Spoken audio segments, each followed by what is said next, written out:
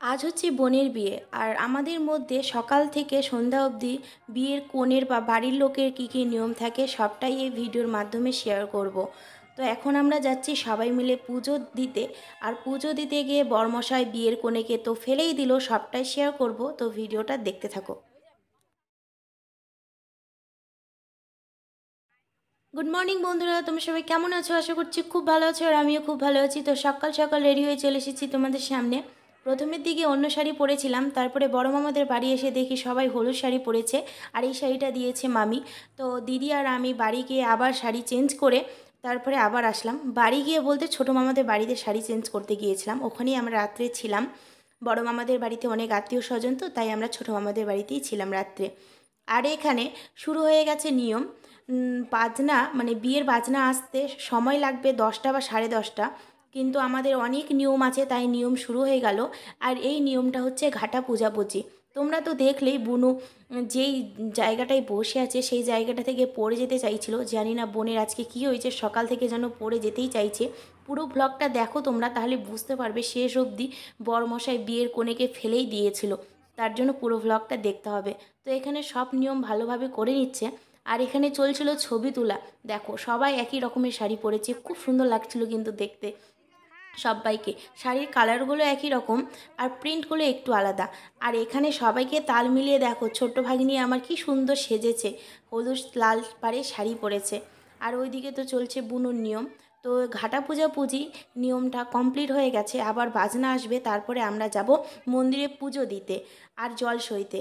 তার মধ্যে পেয়ে গেছে আমাদের খিদে, তো সবাই আমরা খেতে চলে এসেছি। আর এখানে মানে সকালের খাওয়ার হচ্ছে পান্তা ভাত। আর পান্তা ভাত কেউ না খেলে মুড়ি খাবে। তো খাওয়া দাওয়া করে আমরা চলে যাচ্ছি এখন মন্দিরে। মামার বাড়ি থেকে এখানেই একটা কালী মন্দির আছে, 10 মাথা কালী মন্দির।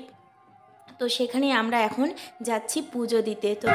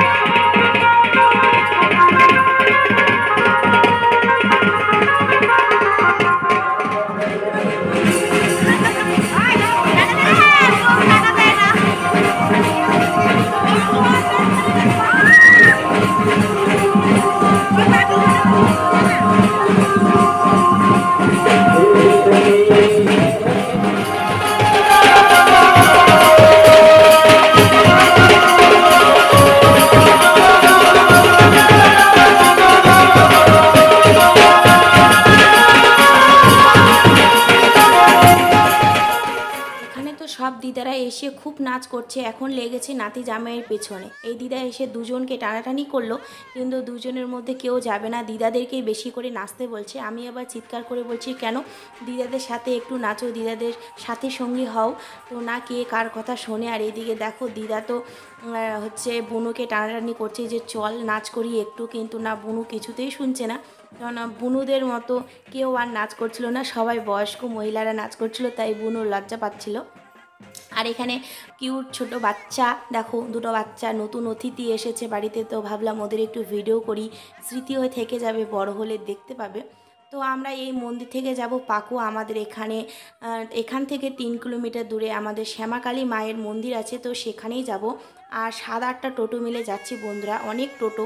তো এই একটা টোটোতে বিয়ের কোণে, একটা টোটোতে মা, আর আমরা আরেকটা টোটোতে। সবাই আলাদা আলাদা বসেছি, কেননা একটা টোটোতে সবাই মিলে যাওয়া যায় না। আর এই টোটোতে আমরা আছি দিদি, জামাইবাবু, ভাগ্নি, দুটো বুনু, দিদা, আরেকটা ভাগ্নি। তো সবাই মিলে এই টোটোতে বসে আমরা যাচ্ছি মন্দিরে। আর এই যে দেখো আমাদের আসছে রেল লাইন, 8টা টোটো বন্ধুরা, খুব মজা লাগছিল কিন্তু। শাড়ি ধরে সবাই যাচ্ছিলাম। আর মন্দিরে এসে তো আরেকটা কাণ্ড, সেই প্রথম থেকে বলছি, বড়মশাই দেখো কোলে তুলেছে বনুকে, আরেকটু হলে পড়ে যেত, দেখো পড়ে গেলে কি কাণ্ড হতো। বিয়ে তো দূরের কথা, কোমর ভেঙে হয়তো বাড়িতে বসে থাকতে হতো, কিন্তু মায়ের কাছে এসেছি, মা তো আর এই দুর্ঘটনা দেখতে পায় না বলো, তাই কোনো কিছু হয়নি, অনেক বড় দুর্ঘটনা থেকে বেঁচে গেছি।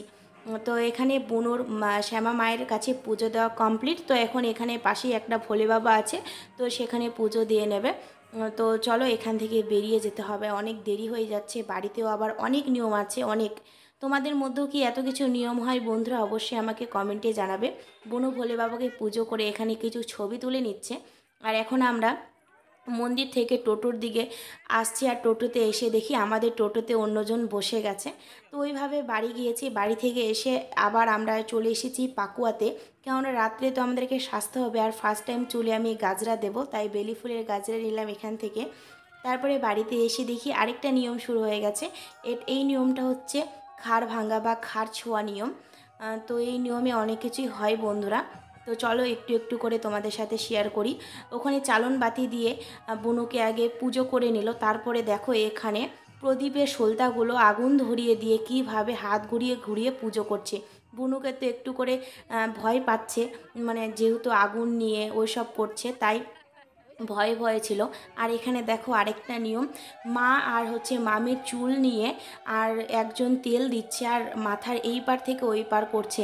তো এটা যে কি করছে, কি কারণে করছে সেটা বুঝতে পারলাম না।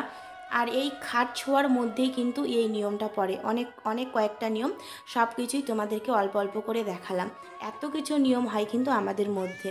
তো এখানে আরেকটা নিয়ম হচ্ছে, এখানে কয়েকটা মাসকালের ডাল দিয়েছে, মাসকালের ডাল না মুসুর ডাল সেটা বলতে পারবো না, তো 2-3টা ডাল দিয়েছে, আর একটা ছোট্ট শিলনোড়া আছে, সেই শিলনোড়া দিয়ে ডালটাকে নাকি গুঁড়ো করতে হবে। তো গুঁড়ো তো হচ্ছিল না, কয়েক টুকরো হয়েছিল, তো সেই কয়েক টুকরোটা চালন বাতিতে রেখে দিয়েছিল, ওটা অন্য বিয়ের সময় একটা কাজে লাগে। তো এখন মামিকে বলা হয়েছে, মুখে আদা নিয়েছে, আদাটা চিবিয়ে বুনুর কানে কানে কী যেন বলছে, এটা বলতে হয়, এটা নিয়ম। তো নিয়মগুলো করলো, নিয়ম করে এখন বুনুকে মামি আদর করে নিচ্ছে, আর বুনু দেখো কি সুন্দর স্মাইল দিচ্ছে। তো এখন এখানে শেষ নিয়ম, এখানে অনেক কিছু নিয়ম আছে বুনুর, সেই নিয়মগুলোই হবে। আর এই নিয়ম করে বুনু চলে যাবে সাজতে, কেননা গোধূলি লগ্নে বিয়ে আছে, আর আমরাও চলে যাব সাজতে। তো এই নিয়মটা খুব তাড়াতাড়ি হয়ে গেলে, তোমরা তো জানোই সাজতে দেরি হয় অনেকটাই, যতটা সময় তুমি পার্লারকে দিতে পারবে, মেকআপ ম্যানকে দিতে পারবে, ততটা ভালো সাজাতে পারবে। কিন্তু আমাদের মধ্যে প্রচুর নিয়ম থাকে বন্ধুরা, যেমন আমার বিয়েতে নিয়ম করার জন্য সাজটা একদম বাজে হয়েছিল। মায়ের কথা, আগে নিয়ম তারপরে সাজগোজ, তো সেটা করতে গিয়ে আমার সাজগোজটা একদম বিচ্ছি হয়েছিল। তোমরা যদি চাও আমার বিয়ের ছবি তোমাদের সাথে শেয়ার করব, তোমরা কমেন্টে অবশ্যই জানাবে। তো চলো আমরাও রেডি হতে যাব পার্লারে, আর বুনুকে বাড়িতে সাজাতে আসবে। তো আজকের মতো ভ্লগটা এখানেই শেষ করছি, আবার বিয়ের ভ্লগ নিয়ে খুব তাড়াতাড়ি চলে আসবো বন্ধুরা। আর আজকে সারাদিনে কিছু ছবি তুলেছিলাম, সেটাই তোমাদের সাথে শেয়ার করলাম মন্দিরে। তো চলো, আমার যারা যারা এখনও চ্যানেলটিকে সাবস্ক্রাইব করনি, ঝটপট করে সাবস্ক্রাইব করে দিও, সাবস্ক্রাইব করার সাথে সাথে পাশে থাকা বেল বাটনটিও প্রেস করে দিও, তাহলে আমি নতুন কোনো ভিডিও দিলে তোমাদের কাছে সবার আগে নোটিফিকেশন চলে যাবে। তো টাটা বাই বাই, সবাই সুস্থ থেকো, ভালো থেকো, আবার নতুন ভ্লগের সাথে দেখা হচ্ছে।